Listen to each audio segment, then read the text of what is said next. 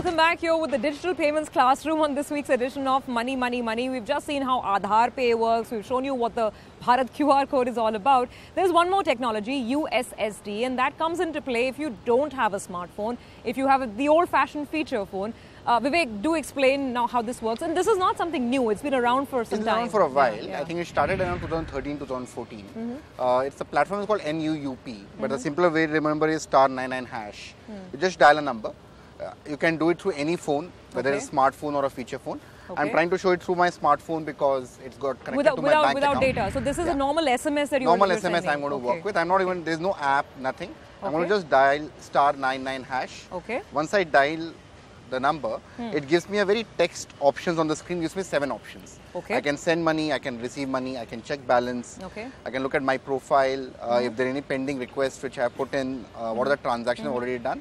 If I want to play around with my UPI pin, I can do that here itself. Okay. So even UPI transactions I can initiate via a feature phone. Okay. Yeah? So I think that's the ease of it. It's a very menu-driven story. So I mean with the usual feature phone screen, where you can get menus on options, you can respond by pressing press 1 for this, 2 for this, etc. So I can reply, if I want to send money, I say reply, I press option 1 and I reply. It again throws back a screen to me. It's quite fast, quite instantaneous.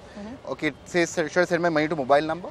If a mobile number registered in the with NPCI and as part of mobile payments, then it can send directly to the number as well. Okay. I can send it to an Aadhaar number.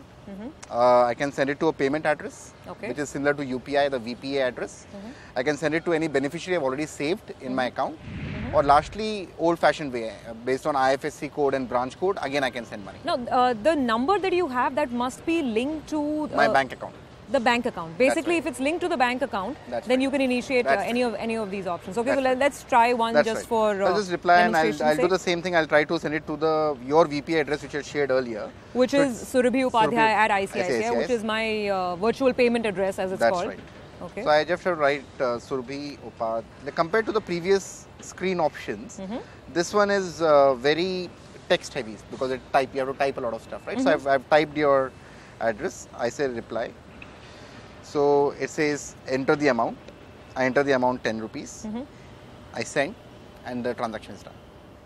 There we go. Yeah, I have an alert on my bank app, which is the iMobile app, since I'm banking with ICICI Bank right now for this transaction, and I have an alert saying that I've received the 10 rupees. Okay, so this is the old-fashioned way. So now, gentlemen, before we draw this to a close, it's very important to do a quick SWOT analysis as to what works best. And Vivek, that's what we were talking about. Yeah. So since this is money, money, money, let's get the costs out of the way. Yeah. Do any of these channels charge me extra for making the digital payments? Any of them? QR codes, Bharat QR or Aadhaar Pay, any of them? So the customer no, but what typically happens in a payment ecosystem is that the merchant has to fork out some transaction fees to the acquiring bank. Now that differs from channel to channel.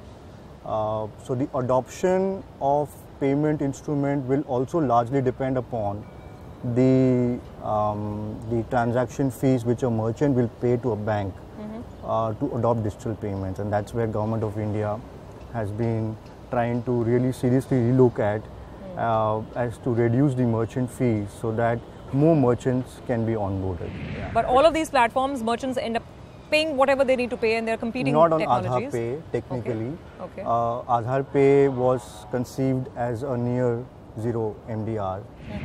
Finally, what has transpired is that there will be a fund available with Government of India, which will actually pay for the Aadhaar Pay MDR. So the merchant per se does not have to fork out, especially keeping in view the semi-urban and the rural areas. Okay. So Vivek, in terms of customer experience, use, ease, charges of course are not involved from the customer's point of view. Right. The other parameters, what do you think you like the most? Just before we move on to that, on charges, all the types we saw like UPI or BHIM, etc. Right now they don't have charges, but at some point it is proposed that they might have charges, but not much lower. Around 50 paise is what's been proposed per transaction. Per transaction, irrespective of the value amount, so and so forth. But right now it's not applicable. Right now it's not applicable. So now, Raghavan here definitely represents Aadhaar Pay, and we know it's a great new technology. But if you were to look at everything objectively, and you've seen a lot of these techniques and technologies play out, where do you think the ease really lies for the customer? Is it going to be UPI? Is it going to be a mix of Aadhaar Pay and UPI?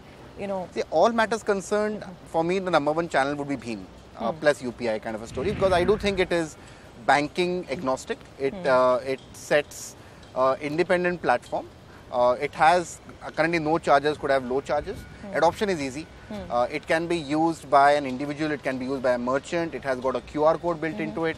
So just from coverage and cost, and also the fact that you're not tied into a single person, I think it's a pretty solid device. And specifically for individual person-to-person transactions. And you can do person-to-merchant as well, because it treats every individual as an individual, right? So if I'm a sole prop owner, I can still use it.